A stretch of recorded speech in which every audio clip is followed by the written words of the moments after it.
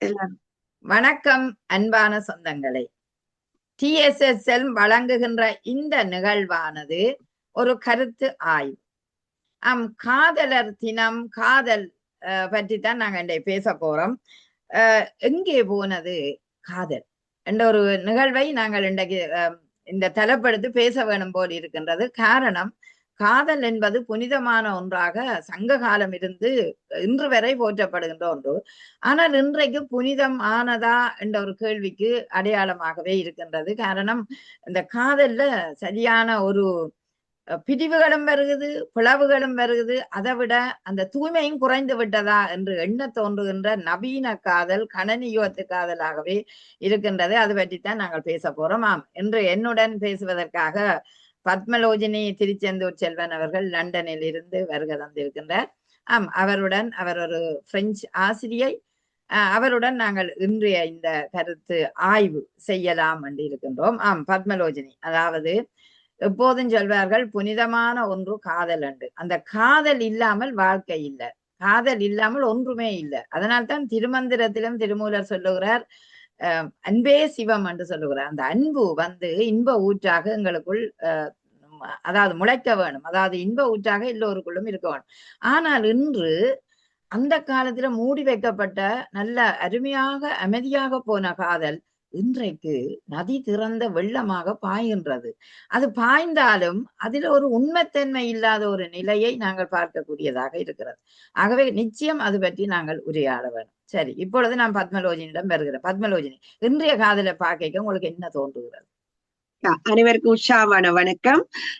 உண்மையிலேயே நீங்க அந்த காதல் எங்கே அப்படின்னு சொல்லி தொடங்கும் பொழுது எனக்கு என்ன பட்டுதுன்னா, இவ்வளவு ஒரு உணர்வான ஒரு விடயம். ஆனா அதுக்குள்ள இவ்வளவு ஒரு வலி இருக்கிறபடியே தான் எங்களுக்கு அந்த காதல் எங்கே அப்படின்ற ஒரு கேள்வி வருகிறது. அது ஒரு வலி இல்லையா?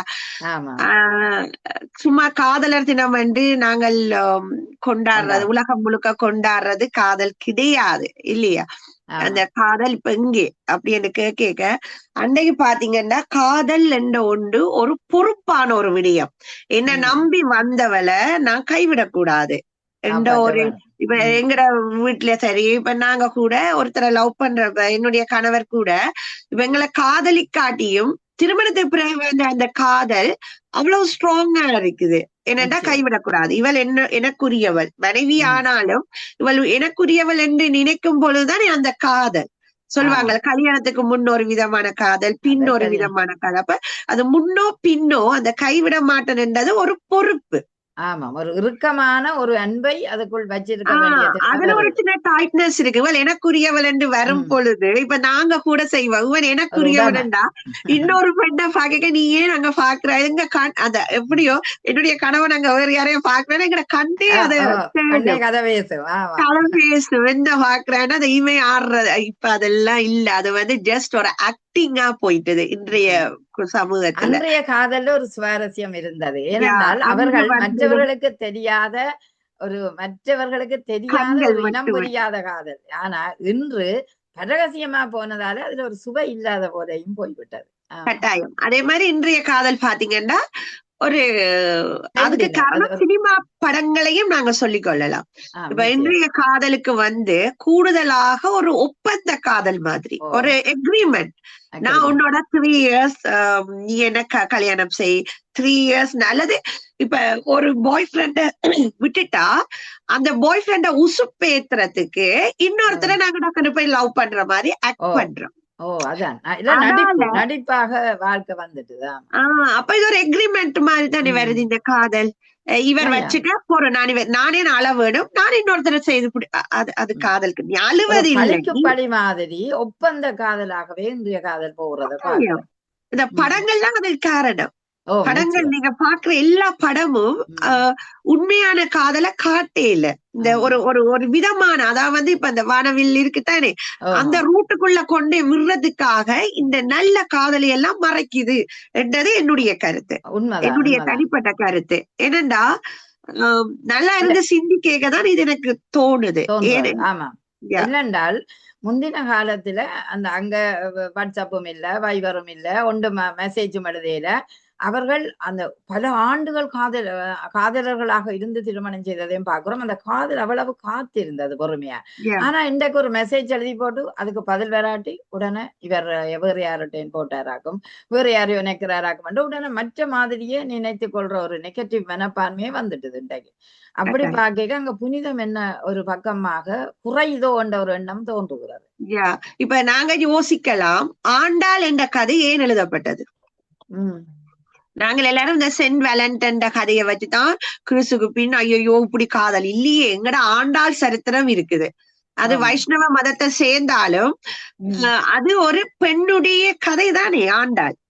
கிருஷ்ணருக்காக அவளுடைய காதல் என்ன, எத்தனையோ பேர் காதலிக்கிறவே போய் ஆண்டாள கும்பிடுவிடுவான், தன் காதலை சேர்த்து வைரா, ஆனா சேர்த்து வைப்பாவாம் என்ற ஒரு ஐதீகம் கூட இருக்குது. நாங்க இங்க மதத்தை கொண்டு வர விரும்பல, பட் அந்த ஒரு கதை ஏன் உருவாக்கப்பட்ட ஒரு கேள்வி இருக்குத்தானே. அப்ப அவளுடைய காதல் புனிதமானது. அப்படி ஒரு புனிதமான ஒரு காதல் இருக்கிற உலகத்துல நாங்க வாழ்றோம். அப்படி வாழும் பொழுது ஒரு பெண் இப்படி இருந்தால் நல்லா இருக்கும் என்றதான் எனக்கு முன்னுக்கு முதல் வாழ்ந்துட்டு போன ஒரு கவிஞனோ ஒரு எழுத்தாளர் சொல்லி வச்சுட்டு போயிருக்கிறேன். அப்ப நீ விரும்பினா வாழ், இல்லைன்னா விட்டுட்டு போ, அது உண்ட பிரச்சனை. ஆனா கண்ணகிக்கு இருக்கிற சிறப்பு மாதவிக்கு இருக்காண்டா ஒரு கேள்விக்குறிதான் இல்லையா? அதே மாதிரிதான் இப்ப ஆண்டாளுக்கு இருக்கிற சிறப்பு இன்றைக்கு இருக்கிற ஏதோ அஞ்சலினா நான் ஏதோ அப்படிதான் எங்கட பேர்கள் நாங்க வைக்கிறோம், அவைக்கு இருக்கான்னு கேள்விக்குறிய போட்டுட்டு சிரிச்சுட்டு போக வேண்டிய ஒரு கட்டத்திலே இருக்கு. உண்மையிலேயே கண்ணகி கோவலன்பால் சரியான அன்பு கொண்டவள் என்றது எப்படி, அதாவது சொல்லுவார்கள் கற்புடைய பெண் பெய்யண்டா மழை பெய்யும். அப்படியே கண்ணகி எரியண்டோன்னு அவள் அந்த முறைய திருவி போட்ட உடனே எரியுதென்றால் அவ்வளவு கற்புடைய பெண்ணாக இருந்தது ஒரு காலம். அதுலயும் அதுல எல்லாரும் நிக்கிற மாதிரி தன் மார்பகத்தை அறுத்து எறிந்து எரி என்று சொன்ன போது ஆன்றோர் சான்றோர் கற்பிணி பெண்கள் குழந்தைகளை கவர்த்தி தான் அதுல எரிய சொன்னவரை தவிர. அப்ப அது ஒரு முக்கியமான இவ்வளவு பெரும் இந்த உலகத்துல இருந்தா அடுத்த தலைமுறை நல்லா இருக்கும் என்றதை அவ சிந்திச்சிருக்கிறாதானே அந்த கோபத்திலும் என்றதுதான் நீங்க காட்டப்படுது. ஒவ்வொரு வரி வரியா நாங்கள் புராணங்களை இதிகாசங்கள் புராணங்களை கவனமா பார்க்கணும். சும்மா கண்ணகி மதுரை எரிச்சுட்டாண்டு போயில என்னோட எரியறதுக்கு இங்க ஒன்று இது இல்ல என்றது. ஆனா அந்த காதல் ஒரு புனிதமானதாக அன்றைய காலங்களிலே அது நிரூபணமான ஒன்றுதான். ஆனா உண்மைதான், அதாவது அந்த கடைக்கண் பார்வை, அந்த கண்ணால கண் பார்க்கிறது, அதெல்லாம் அந்த காதலுக்கு ஒரு சுவாரஸ்யமாக அழகு. இன்று அதெல்லாம் வெளியில காட்டி பார்க்கல அதெல்லாம் வேஷம் மாதிரி இருக்கிறது. ஏனென்றால் அன்னைக்கு மூடி மூடி இருந்ததானே, அப்போ ஒவ்வொருத்தருக்குள்ளேயும் அந்த உணர்வுகளும் மூடப்பட்டிருந்தது. ஆனா அவர்கள் அந்த கண்கள் ஊடாகத்தான் அந்த உணர்வுகள் வெளிப்படுத்தப்பட்டது. இன்னைக்கு என்னன்னா எங்கள் ஆடைகளை நாங்கள் அவிழ்த்து விட்டுட்டோம். ஆடை அதெல்லாம் இப்ப எப்ஸ்டீன் ஃபைல் எல்லாம் இன்றைக்கு இவ்வளவு கேவலமா போறதுக்கு. அப்ப அதையெல்லாம் அவிட்ட உடனே இந்த காதலும் போயிட்டுது, காமம் நிக்குது, காமம் தலை தூக்கி விட்டது. உண்மையிலேயே காதல் வந்துதான் அந்த காமம் பின்னால வரப்போகுது. ஒரு திருமணமாகி விட்டா பிறகுதான் அந்த காமத்தை நாங்க பார்க்கலாம். இன்றைக்கு காதலுக்கு முதல் காமம் தான் உருவாக்கப்பட்டால் அது உண்மையிலேயே அது ஒழுங்கற்ற ஒரு காதலாகத்தான் இருக்கும். என்றால் காமத்துக்கு மட்டும் அந்த ஆசைக்கு மட்டுமே ஒரு மனிதன் தேவை என்ற உடனே பேந்து தூக்கி எறிஞ்சிட்டு போகக்கூடிய நிலை வரும். ஆதலால் தான் இன்றைக்கு அது நீங்க சொன்ன மாதிரி அந்த அறகுறை ஆடைகளும் நிர்வாண நிலைகளும் பெண்கள் தங்களை மூடாத நிலைகளும் தான் இதுகளுக்கு காரணம் என்ற ஒரு ஏக்கம் எங்களுக்கு இருக்குது. ஈஸியா போச்சு இந்த மெசேஜ்கள் இதுகள் எழுதி டக்கண்டு ஓமோ இல்லையோ அப்ப நீ வேற யாரோட இருக்கிறியா அல்லது என்ன நான் தானோ நேரடியாக கேட்கிற ஒரு மனநிலை வந்துட்டுது. அந்த உணர்வு போல உணர்வு ரீதியா, அதாவது காதல் என்றால் ஒரு உணர்வா இருக்கும், அந்த உணர்வு ரீதி குறைஞ்சிட்டுதோ என்ற ஒரு கேள்வி இருக்குது. என்ன கட்டாயம் அன்றைக்கு நீங்களே பார்த்திருப்பீங்க, இலங்கையில எத்தனையோ பெண்கள் சரி ஆண்கள் சரி காதல்ல தோத்தா இன்னும் மட்டும் காத்து கொண்டிருக்கிறவ எல்லாம் இருக்கிறாங்க. அதுக்கு மற்றவ சொல்லுவீங்க தன் வாழ்க்கையத்துல என்னையா வாழ்க்கை இருக்கு, ஜஸ்ட் ஒரு காமத்துக்கு தானே நீங்க சொல்றீங்க வாழ்க்கையண்டு. அவன் தன்னுடைய பொறுப்பை அழகா செய்யறான், தன்னுடைய சகோதரங்களை பாக்குறான், தன்னுடைய தாய் தாப்பனை பாக்குற எல்லாம் பாக்குறாங்க. ஆக அந்த காமம் என்ற ஒன்று தானே அவை அதுல வெளிப்படையா காய்ச்சா. நீங்களே வெளிப்படையா காய்க்க நான் காய்க்க மாட்டோமா? இன்றைக்கு இருக்கிற சில சமுதாயம் எங்களை கேட்கிற கேள்விகளை தான் நாங்க இதுல உங்களுக்கு பதில்களா சொல்றோம். அப்ப இங்க பொறுப்பு இருக்கு, நம்பிக்கை இருக்கு, இவர் என்ன கைவிட மாட்டார் என்ற நம்பிக்கை. இன்றைக்கு எத்தனை பேர் அந்த நம்பிக்கையை வச்சிருக்கிறீங்களன்னு கேட்டு பாருங்க காதலிக்கிற எல்லாரும்.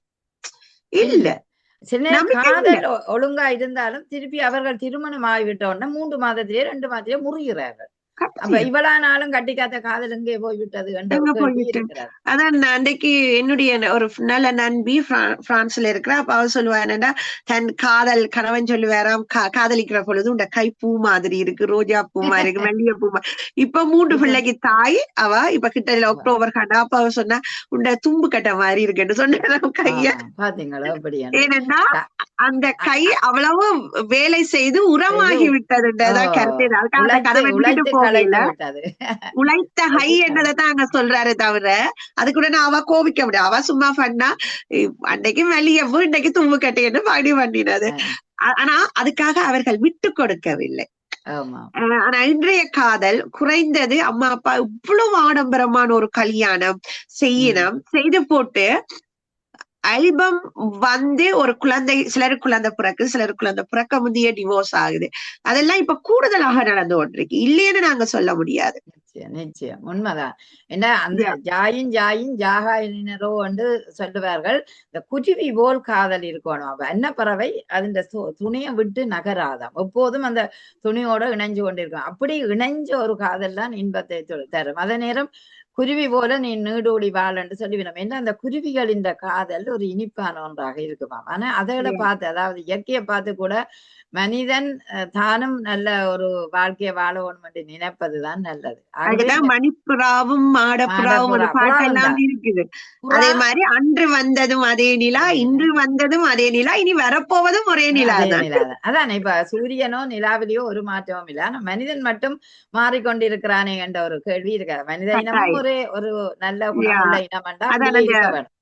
கவிஞனுடைய ஒரு கவிதை எழுதுறோம்டா அந்த கவிதையில அந்த அவன் கற்பனை எங்களுக்கு ஒரு ஓவியமா தெரியணுமா? நிச்சயம் அதுதான் உண்மையான கவிதை என்று சொல்லுவீங்க. இப்ப நீங்க கவிதை வாட்சன்னு நாங்க போயக்குள்ள அந்த கவிதையில அந்த படம் வரணும். அப்ப கடலும் என்னன்னு சொல்றது, கடலும் சூரியனும் தழுவுதண்டைக்குள்ள அந்த வானமும் கடலும் தழுவுது. அதே நேரம் கடல்ல பாத்தீங்கன்னா சூரியன் கடலுக்குள்ள போற மாதிரி தானே எங்களுக்கு தெரியும்.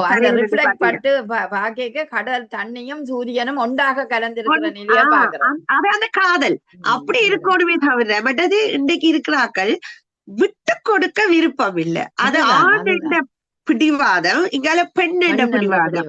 நீங்களே சொல்ல மாட்டீங்க உங்களுடைய வாழ்க்கையில நீங்க எவ்வளவு விட்டு கொடுத்திருப்பீங்க.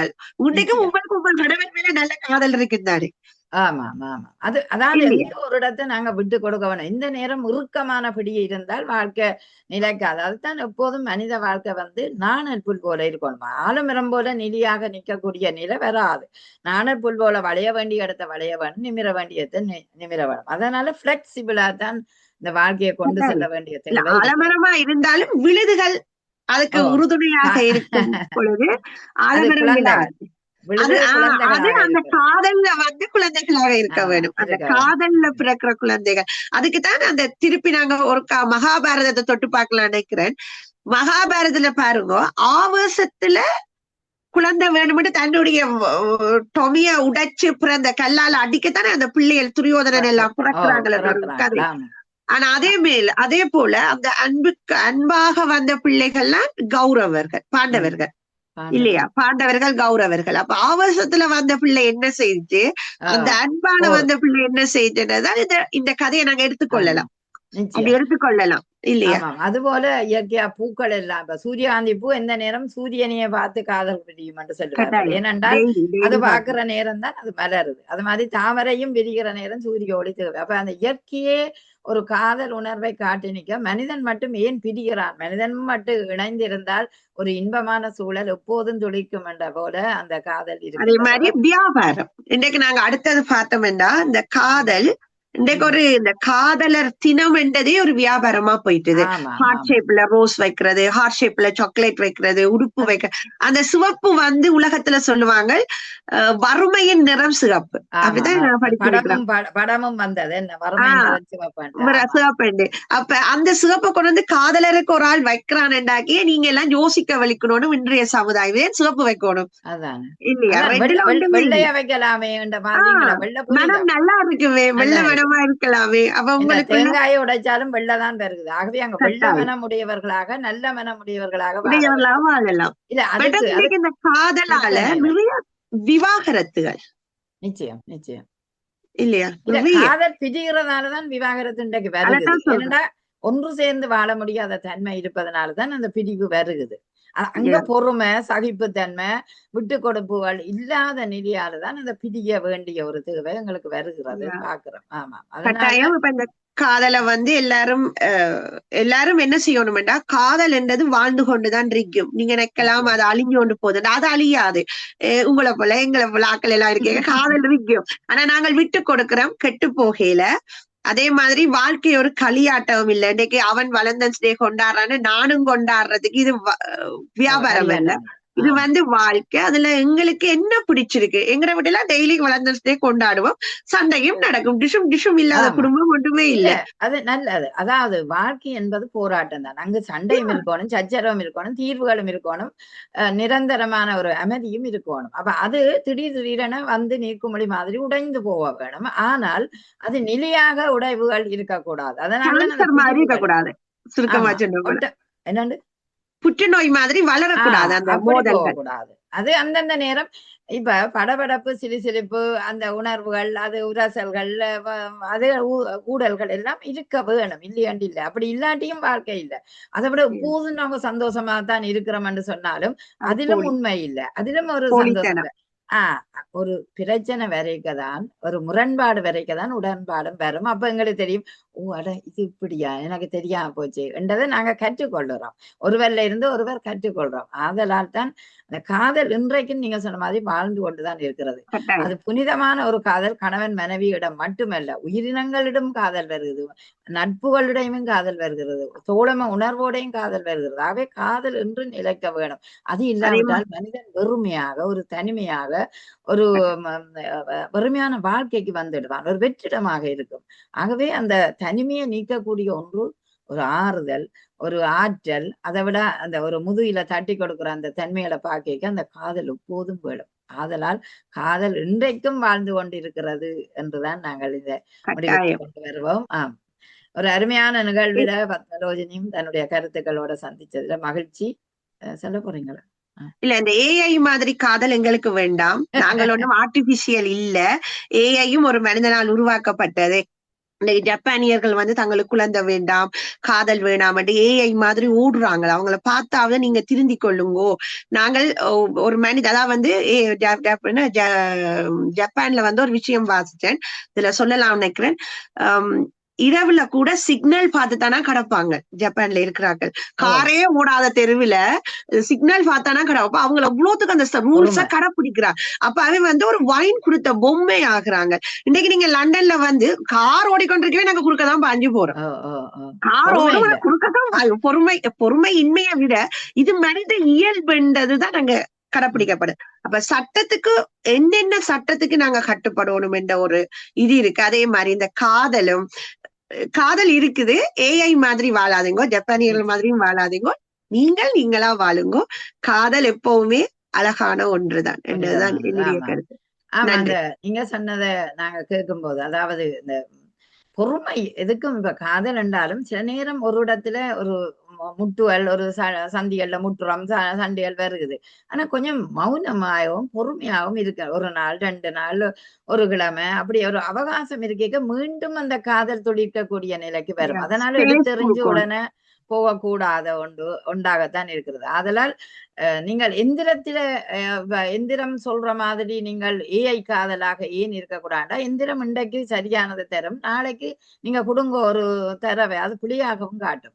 ஆகவே நீங்கள் அதை நம்பினதுல உணர்வில்லை. எந்திரம் எதுவும் தரும், ஆனால் உணர்வில்லை. அதுவும் மனுஷன் தான் படிச்சா ஆர்டிபிஷியல்ல இதா வருகுது. ஆனபடியால் நீங்கள் உணர்வான காதல், உறுதியான காதல், உள்ளத்து காதல், அதுதான் என்றும் மலர வேணும் என்று சொல்லி இந்த நிகழ்ச்சியை நிறைவு செய்கிறோம். நன்றி, வணக்கம்.